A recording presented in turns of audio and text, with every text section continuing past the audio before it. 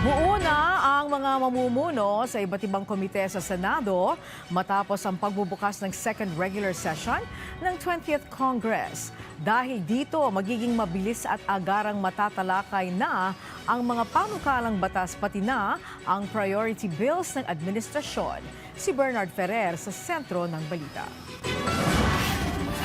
Inaasang mas mapapabilis pa ang pagtalakay ng Senado sa mga panukalang batas matapos tuloy ng makumpleto ang mga chairmanship ng iba't ibang komite.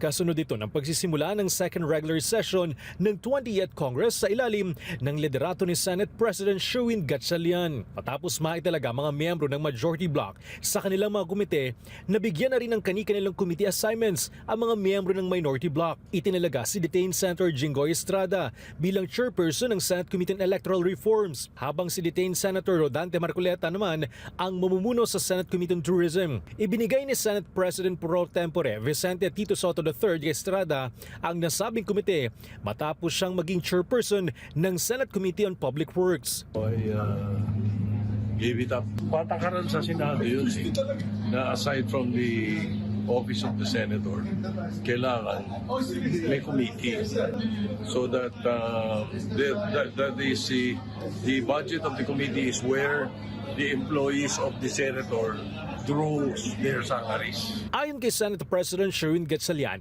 nananatili pa rin mga senador sina Estrada at Marcoleta kahit nasa kulungan, kaya karapat-dapat pa rin silang mabigyan ng mga committee assignments.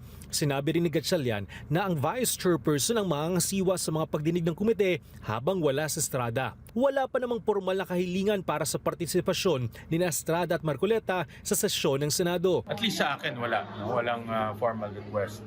So naririnig ko lang sa mga conversations dito at wala pa namang formal request. Samantala, hindi pa tiyak kung mabibigyan din ng committee chairmanship sa Senador Ronald Bato de la Rosa. Itinalaga rin sa Senador Amy Marcos bilang Deputy Minority Leader.